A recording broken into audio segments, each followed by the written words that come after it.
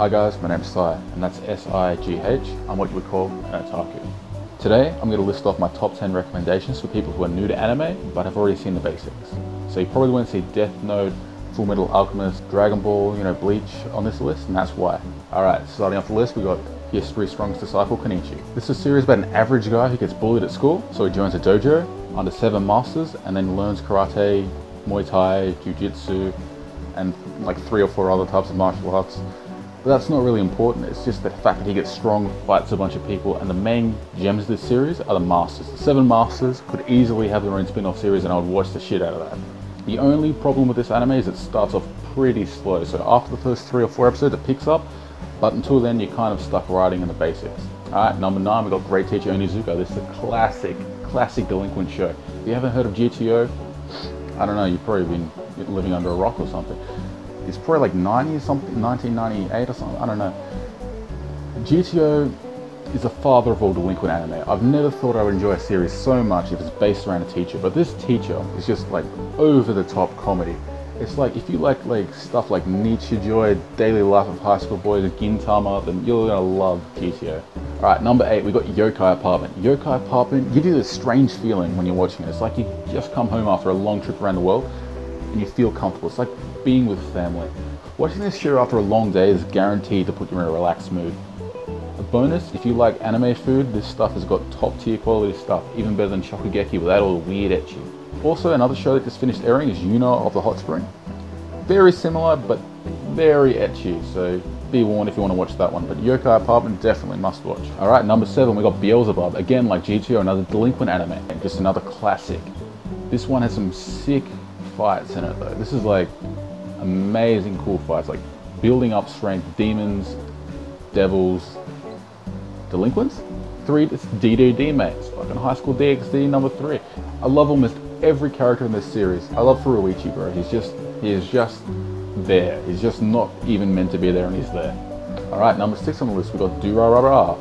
Surely at this point, most of you have probably heard of Durarara. It's from the same person who made Baccano. Both series are amazing, and both series have a very wide cast of characters who get very well developed throughout the series, and that's a main focal point for this. What's interesting about Durarara is it has everything you want. It has gang wars, demons, magical swords that kill people. Dual hands? I don't know. Some people say the series went downhill after the first half of season 1. I disagree. It went only up from there. Made 4 more seasons. Why would they keep making seasons if it wasn't good? This is strangely enough one of the few shows I prefer in English over sub. I waited a whole month after it finished airing to watch the dub. I would honestly recommend the show to anybody. Just please check it out, and if you like it, check out Baccano as well. It's pretty sick. Alright, number 5, we got Kekkai Sensen, or Blood Blockade Battlefront for English. Kekkai Sensen is another series I prefer dubbed over sub, and interestingly enough, the 2 best characters in my series, in my opinion, are not even in the manga. They're non-canon, they're anime original. Again, I think this is another one I have in the manga somewhere. Yeah, up here, Blood Blockade. Anyway, this series is just, the Sakuga in this series is amazing. The animation is, there's not much better. You're not going to get much better animation except for maybe like the Monogatari series or Fate. The Sakuga in this is better than anything else. Alright, so here's the plot of the story. It's the New York City based after the weird dimensional shift happened that mixed the Ultra World and New York City together. And there's a secret organization called Libra that has to keep the balance between the two. A man named Leonardo Watch in the city trying to do things for certain reasons ends up joining Libra and becoming one of their members of society with superpowered fighters, sketchy characters, and terrorist attacks. It has a lot. And best girl, alright, number 4, you got the pet girl of Sakurasu. Again, like Yokai Apartment, this thing is just, I don't know, it feels like home. Basically any anime with a community living apartment feels like this, top quality stuff. Like, the feels in this show get you deep. Like, there's some very tear-jerking scenes in this. Like, the story is about a guy who moves into an apartment full of semi-genius misfits who are all like working in some way in the otaku community, either voice acting, programming, gaming, directing, So if you like any of that stuff, just give it a watch. I'm sure you'll get the feels. It's like a coming-of-age story if you like it, that type of stuff. Number 3, my personal favorite anime of all time, you got Magi, or Magi the Labyrinth, or Magi the Kingdom, whichever one you say. But anyway, Magi. My favorite anime is Magi, alright? It embodies everything of all the best shonen traits, while remaining original and having its own unique world building. Like, it has time skips, it has war arcs, it has rivaling states, it has magic high schools, evil organizations, power-ups, magic, it has everything. But To cut a long story short, Mug is like an Arabian Nights with magic meets some weird political shit. And amazing fights. The shonen fights are fucking weird.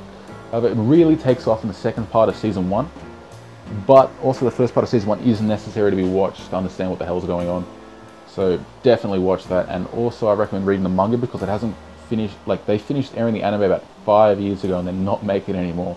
Like the next arc would not be something they would consider making in an anime. But it gets so much better as well. But there's another war.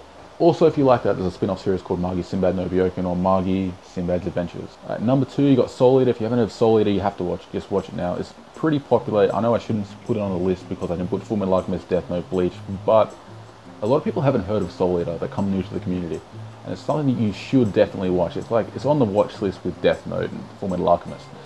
Like, I personally have seen it about 4 times and have the manga back here.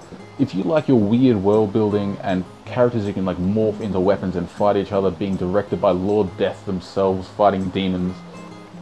There's even a mad guy called Stein in here, like Frankenstein. He's the best character of the series, like best husbando material, 100%.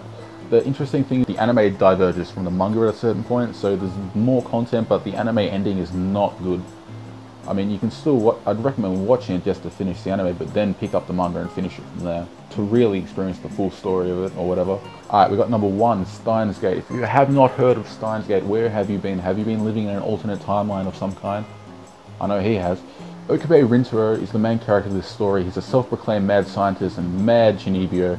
He has no idea what's going on. But the story follows him after he discovers time travel and starts to interfere with the future based on a post-apocalyptic future that's going to happen, and he ends up trying to prevent it by making everyone's life worse around him, failing miserably, trying to reset it back to where he started, only getting worse and worse and worse, he goes insane. It's probably the best time travel story ever written. It was originally a visual novel, which in my opinion is actually better than the anime. I would recommend playing the games over watching the anime, but if you don't have too much time, there are 2 anime adaptations and they've both been dubbed and subbed. The anime itself talks about a lot of references to otaku culture, being based in Akihabara itself, 4chan. Basically, everyone's an otaku in that series. There's cosplayers everywhere, so if you like that shit, that's balls to the wall for you, mate. Also, just a side note, the series contains one of the best girls of all anime. You'll probably find out who she is. She has red hair. Alright, that's all for today, guys. Thanks for watching. Like, comment, subscribe. If you think I missed out on anything, put it down in the comments below. And just because I can, I'm going to say Fullmetal Alchemist is overrated. Give me your opinion and fight me. See you guys.